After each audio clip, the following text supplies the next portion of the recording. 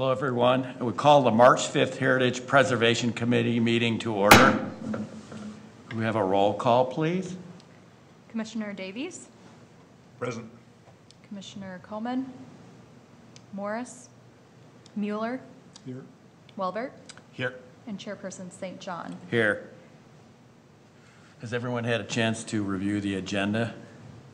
Yes. And would anyone like to make a motion on the agenda, please? So moved. Any, second? I'll second. All in favor, say aye. Aye. Aye. Motion carries to approve the agenda for this evening.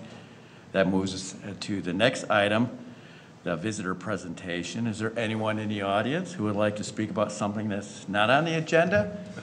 I don't think there's, just in case. So I know we have the Historical Preservation Committee presentation tonight, so we welcome you. Please come up and introduce yourself to everyone. Hi, I'm Lisa Oberski, and I'm the president of the Chaska Historical Society. Let's see.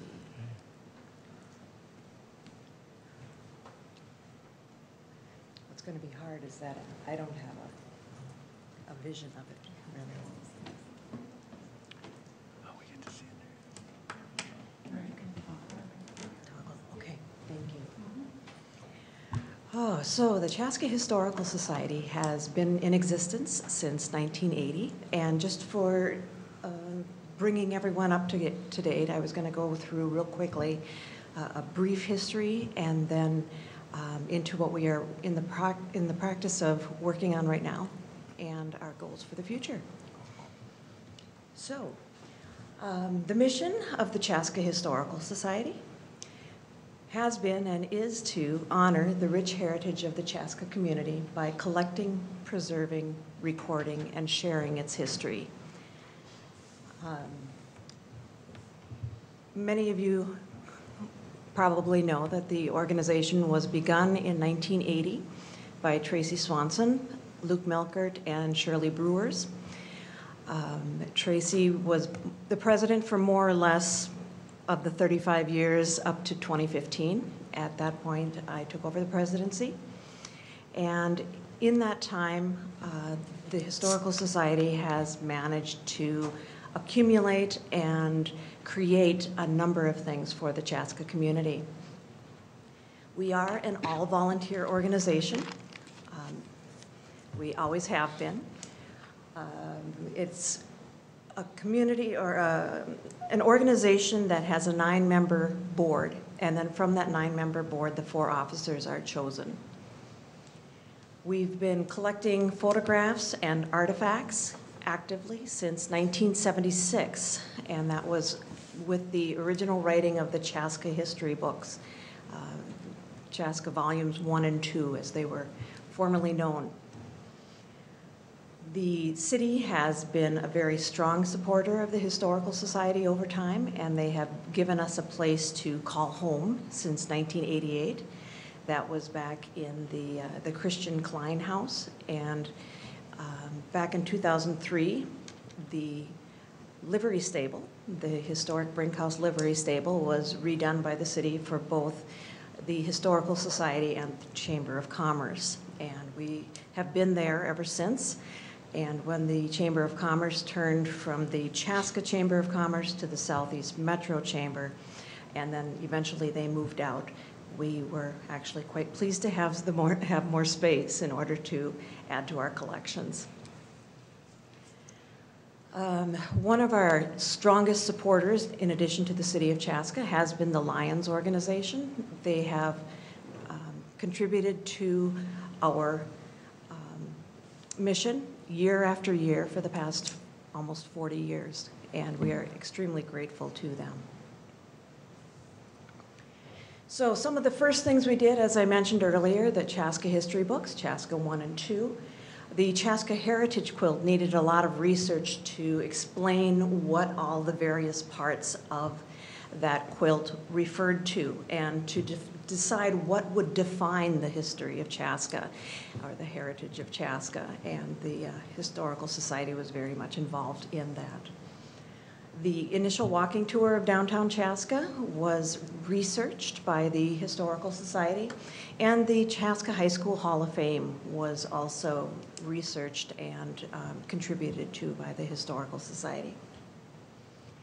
Since then, some of the more notable additions, other than, it used to be that I would say our first computer came in, which was a big change for the Historical Society, but more notable is that in 2004, we got our cataloging software and database, where we have since entered over 8,000 photographs and over 4,000 artifacts. And by entering, I mean taking a picture of the item, describing in detail what that item consists of, who we got it from, what the purpose of having it is, and so on and so forth. So we have that database available for research for anyone who comes into the History Center. We did get in 2003 our nonprofit status, our 501c3 status. That was thanks to Luke Melkert. And we also have had a dual membership agreement with the Carver County Historical Society for a very long time, where if you are a member of the Chaska Historical Society, you are automatically a member of the Carver County Historical Society. And so it's nice you get access to all of their artifacts and photographs as well. Most of what we do is we collect, organize, preserve things that come in that basically stand for the heritage of Chaska. A lot of what we do is making sure that our collections are organized in a way so that if we want to find some information about a particular topic, it's easily accessible. By doing that, we are able to put on displays that really bring people into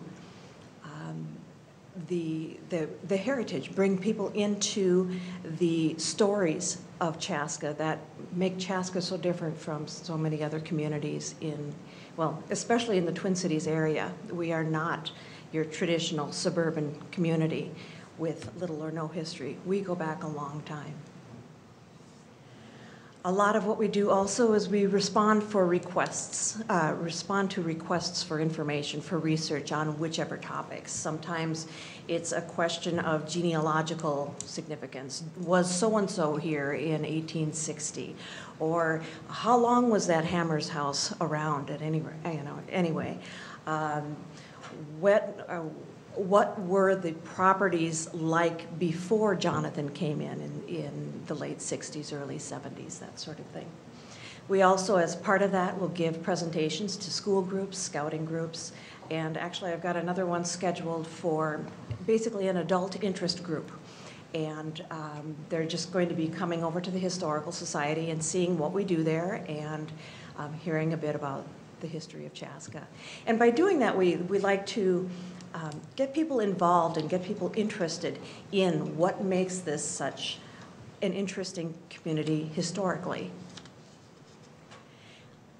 All of this, of course, is what we are doing while we are doing other things at the History Center itself, and that is something that we staff Tuesdays through Fridays, 1 to 4 p.m. Some other things that we do: we publish books that have to do with Chaska history, and so we have the Jim Faber bench in City Square, visiting a bench in City Square Park. We have the Chaska alphabet, which is kind of a quick and dirty history of Chaska's high points. And then, of course, the volumes 1 and 2, which we recently republished. And I was going to bring a copy of that along tonight and completely forgot. Oh well. We also are online, and we maintain that online presence. We offer events. For example, this coming Saturday, we are having a couple of gentlemen coming who have a rather unique hobby, and that is of doing modern archaeological work. So they go around and find out where the old outhouses were, and they dig and investigate what was all thrown in those old outhouses. And right now, at the History Center, there is a display up that shows you the contents of one of the outhouses in Chaska here. And let's just say it includes everything from pottery to bottles to the head of Jesus and some false teeth. Wow. Anyway, it should be very interesting and entertaining to hear what their hobby has led them to. As I mentioned, we recently reformatted the volumes 1 and 2, so that 760-page book is available at the Chaska History Center for $50, which, considering it's 2 volumes in one with an index, and those volumes were originally sold for $20 a piece back in 1980, $50 is quite a bargain.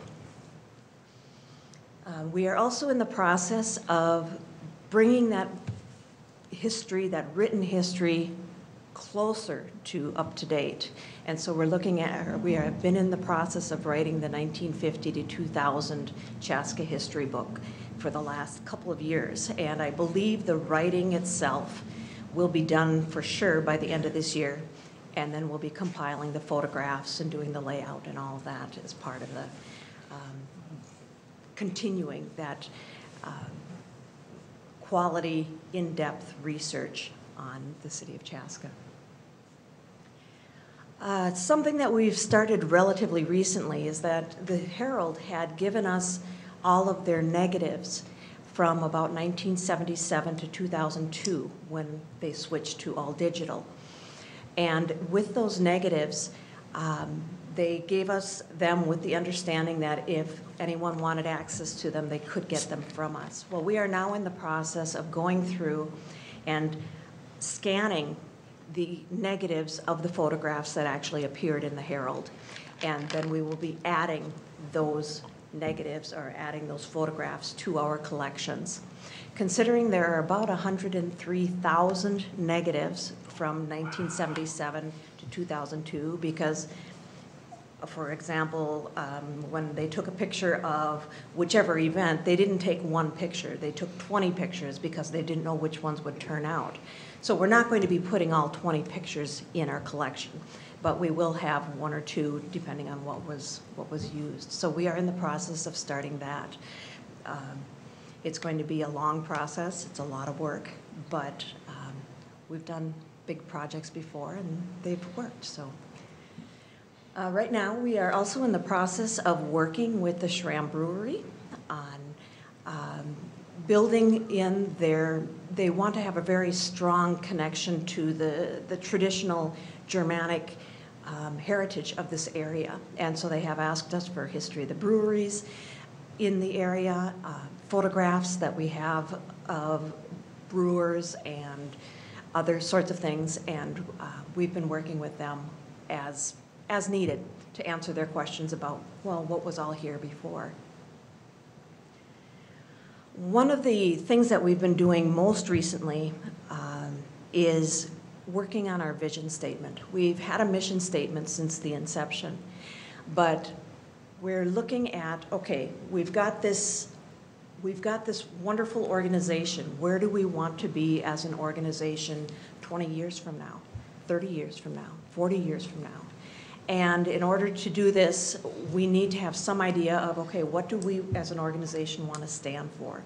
What do we want to bring to the community? How do we want to enrich the lives of the people of Chaska?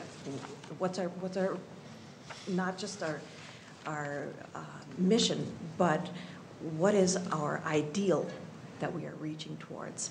As part of this, we have been going through the visioning process with Bob Repke, and at this point, we were supposed to meet last week, but of course, as has been the tradition of this February, the weather was bad enough that we didn't want to put our volunteers in jeopardy of their safety, so we didn't meet when we were going to. So I don't have an up-to-date vision statement, but let's just say that there are 10 or 12 that really capture the ideas of where we'd like to go, and we'll be in the process of winnowing those down and finding what really excites us as a group and encourages us to continue our mission. And then along with that would be, once we have that vision statement, we'll revisit our mission, and do we need to tweak that? One of the things that is kind of coming out of this is this idea that we want to be more than a reactionary organization.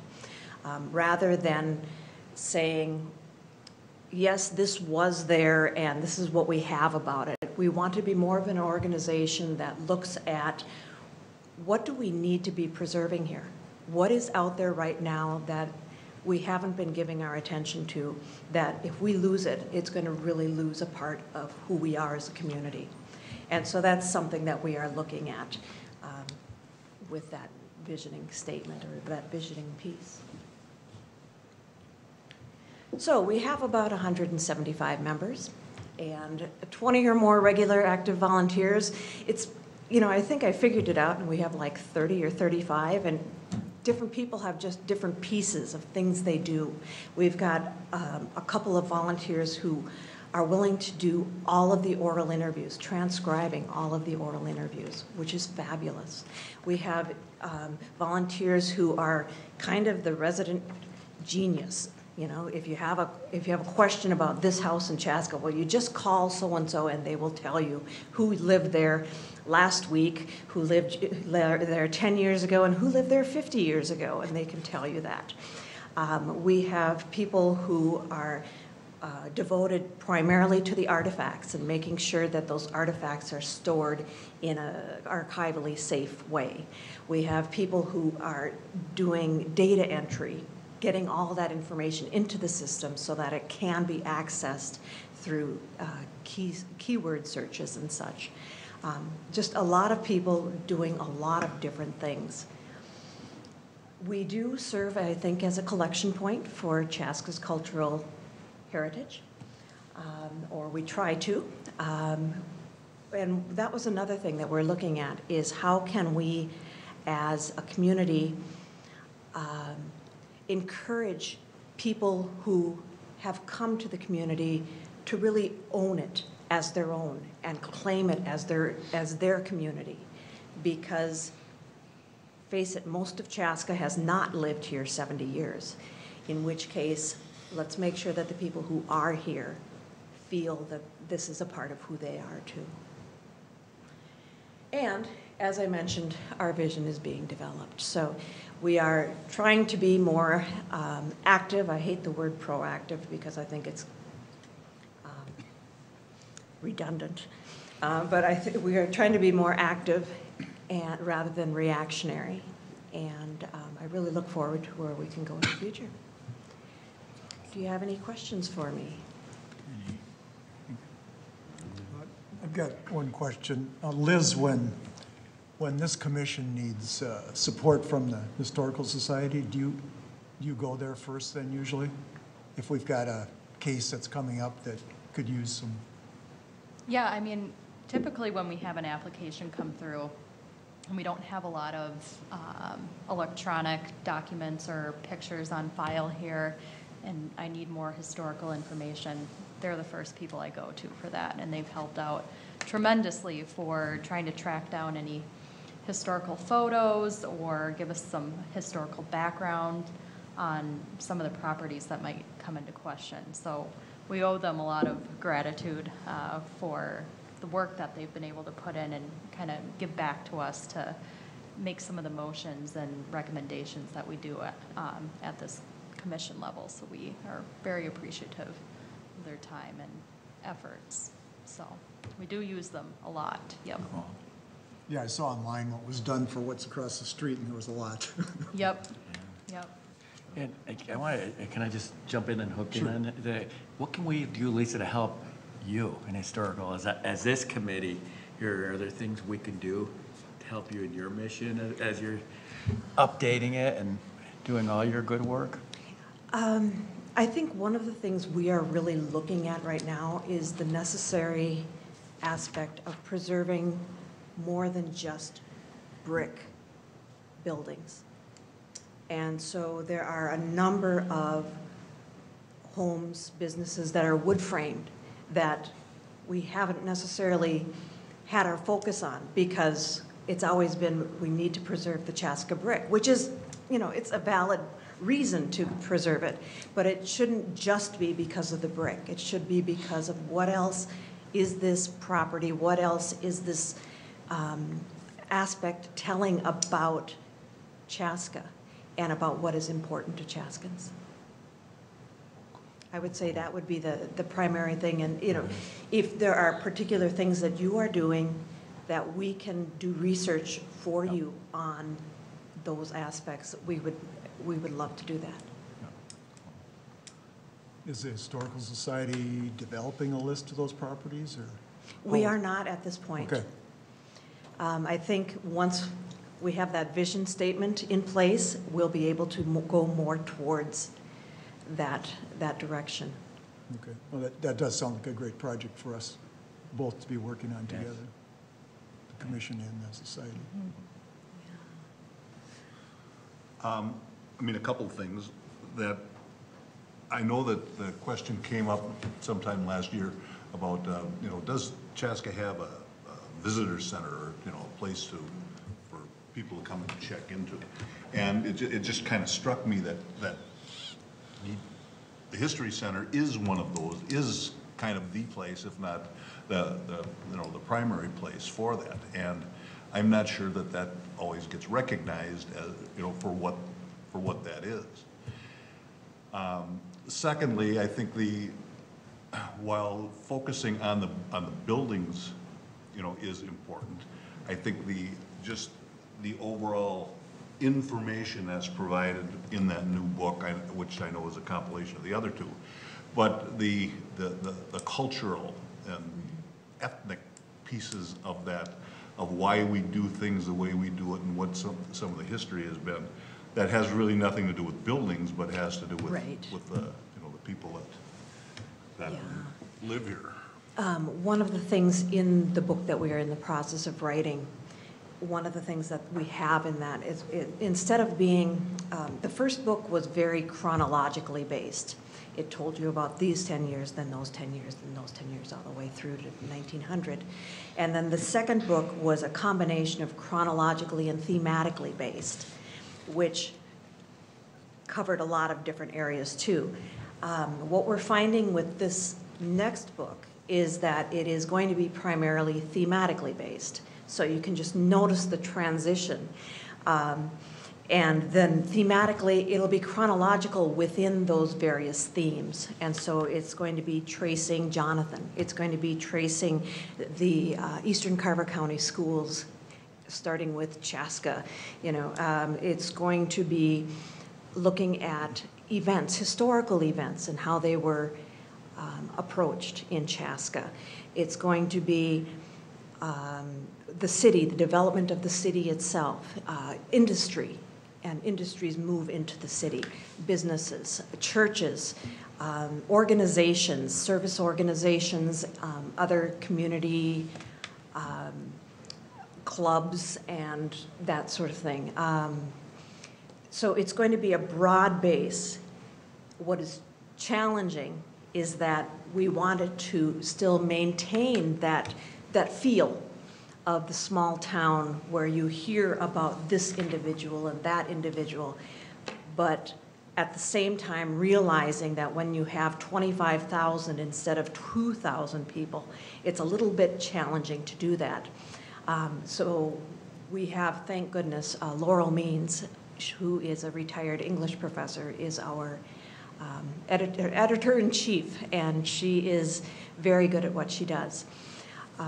And she'll be leading us through that process of balancing between the small town charm and the broader view of the development of our community in those 50 years.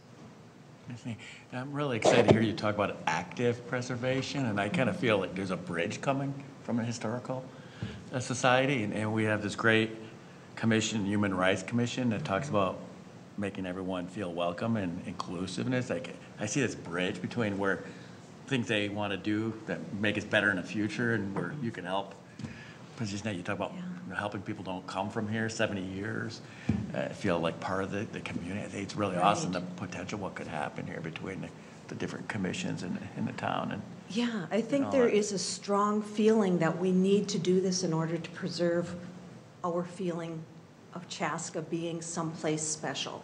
Right. And if we can get everyone on the same page saying, okay, let's do this for our community, we can do great things. Right. I mean, we have Whether in you the came here past. 100 years ago on a boat on the river, or you drove here in a car coming new to the community, it's Right. really, we haven't really changed, right? We want to be welcoming to anyone who wants to live in this community. That's neat.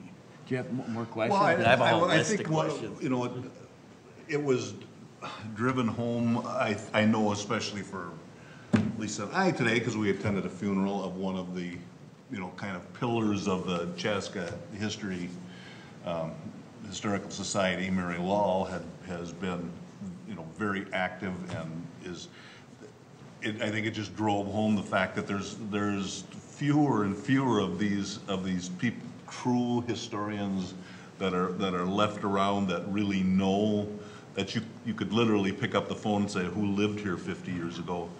There's getting to be just a handful of those people left, and you know, your overall attempt to glean as much information as you can from those people, I think is just remarkable and really speaks to.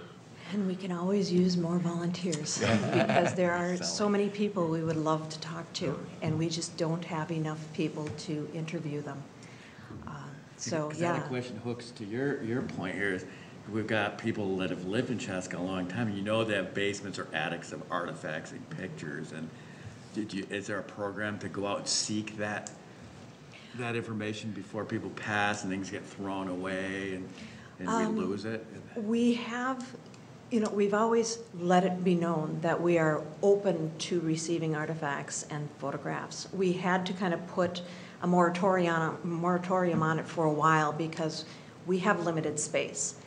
At the same time, we are always open to considering various objects. We have an accessions committee that does just that. Is this a good contribution to the community reserves? And if so, then we'll find a place for it. We'll make a place for it.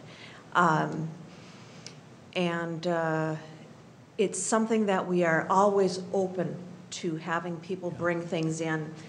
What is really hard is when people want to bring in something that is such a valuable antique for their family, but if they don't know anything about what that antique is, or who used it, or when it was used, or why it was important, it's really hard because we have to say, if we don't have the story behind it, if we don't have the meaning behind it, we can't add it to our collection because it's an antique, but it could be in an antique store. It doesn't have the story.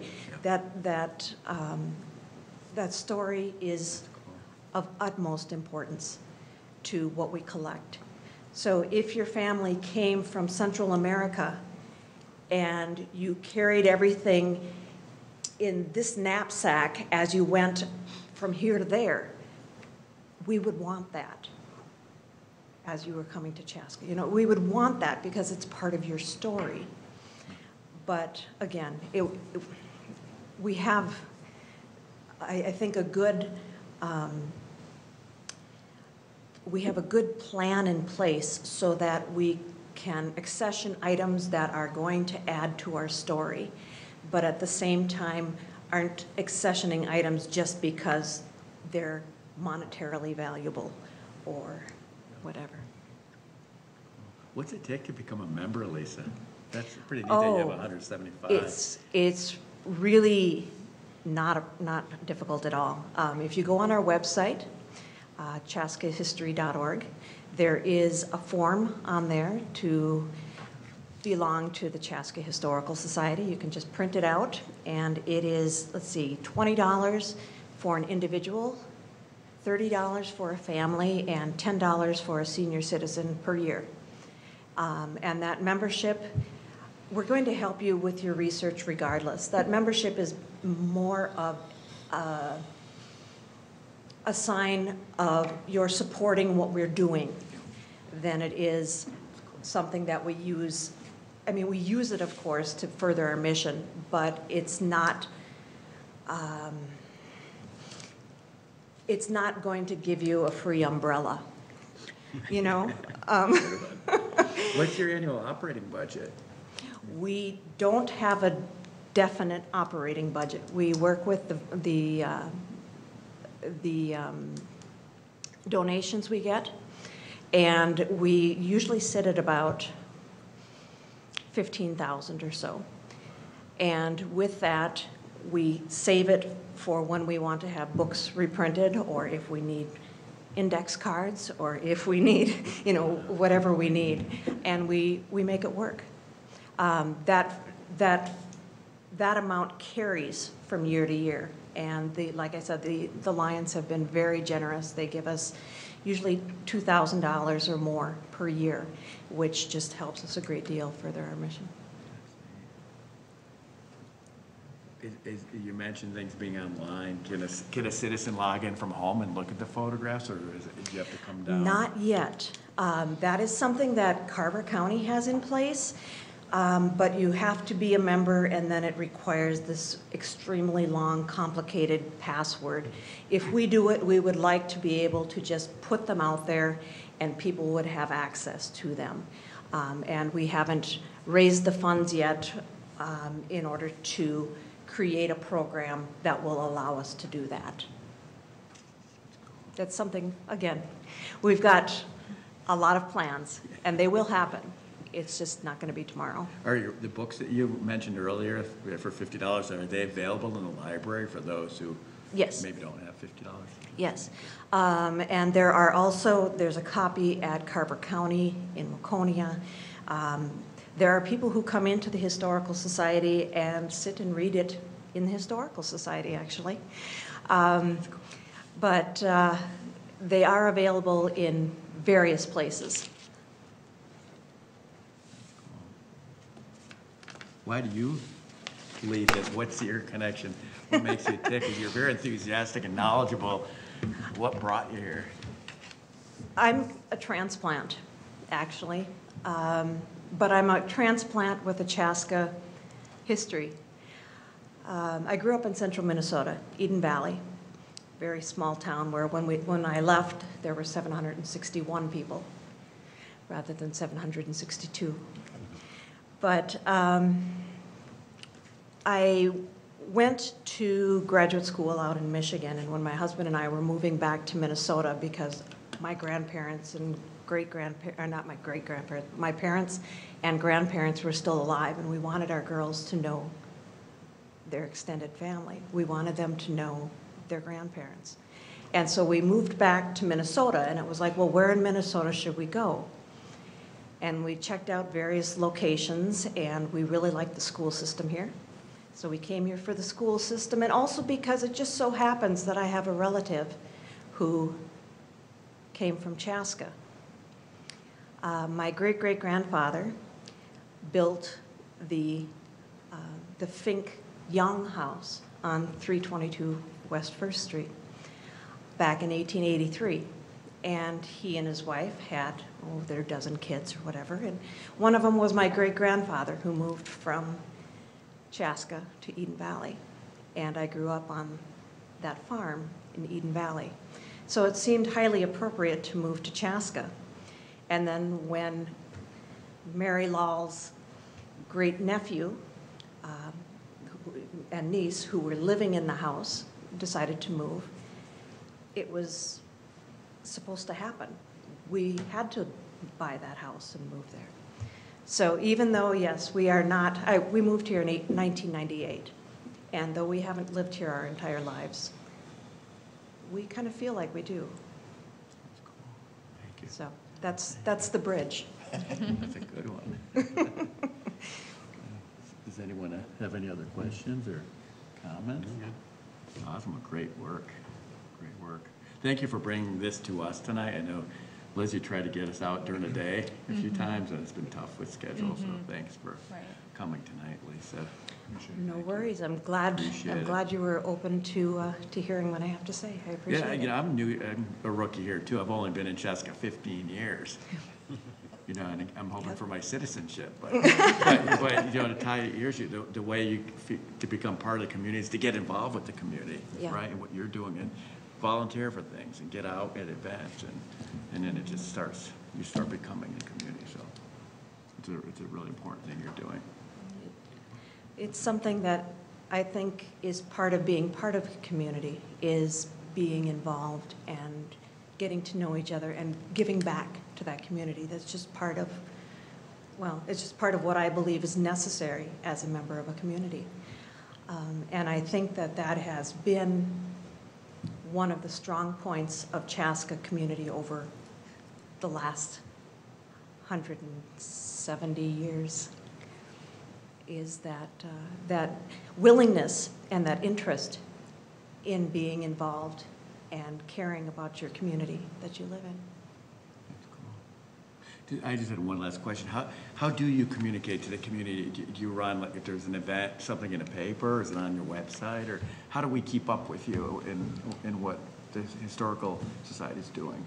What we usually do is when an event is happening, like the Outhouse Diggers, we do a combination of things. We send out a flyer to all of our members. We usually put an ad in the paper for that activity.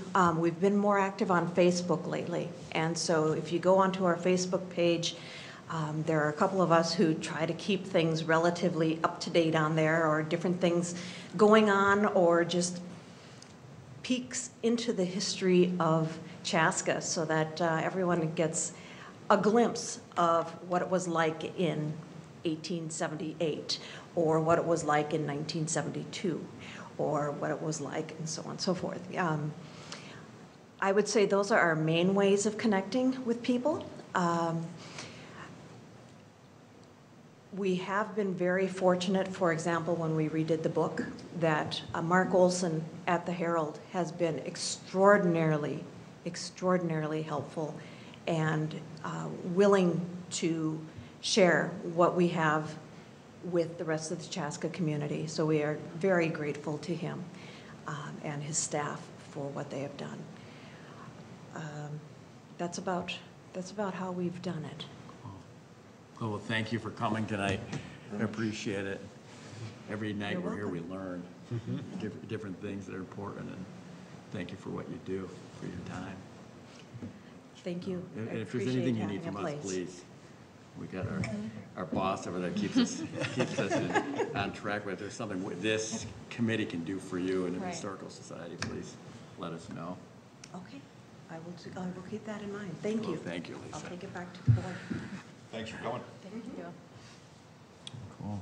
Now, we move on to next item number 5, approving the last minutes of December 4th, 2018. Has everyone had a chance to look at the minutes? Yep. So And moved. So make a motion to approve it. I'll second. Second it. All in favor, say aye. Aye. Aye. And so the motion carries to approve the minutes. And that moves us on to number 7, other business. So each commissioner, is there anything else you'd like to discuss tonight under the category of other business? No. Anything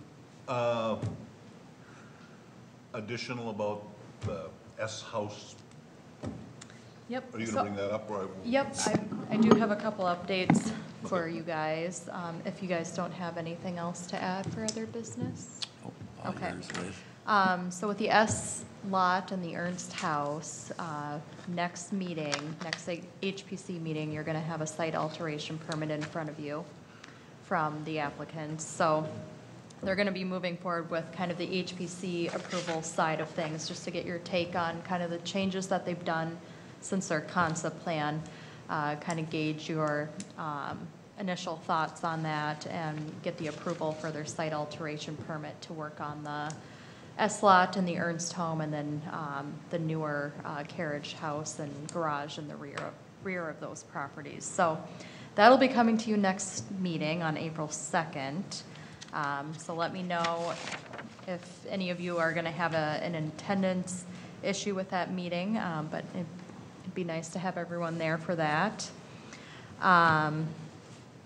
So at this time, I don't have too many updates. You'll basically see kind of the updates at the next meeting in terms of what to act on.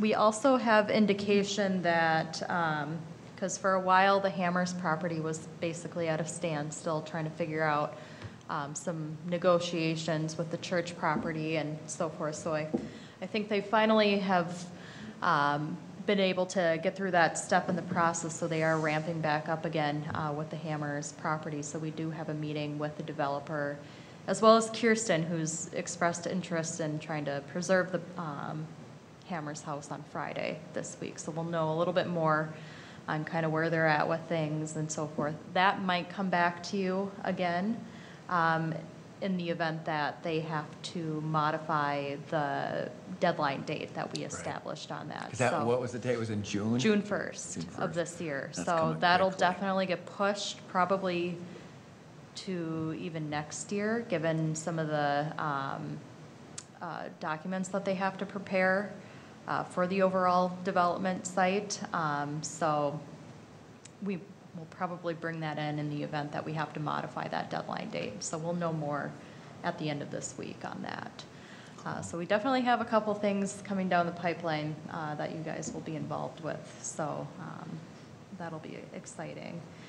And then I just want to give Steve Mueller a warm welcome back to the HPC. He was on the HPC several years ago when I first came here, and then had to take some time off because he was still working. So we're happy to have him back and provide his expertise, since he works in the architectural field, or used to work in the architectural field, but he's always been a good resource when it comes to that. So Thank you. happy to have you back.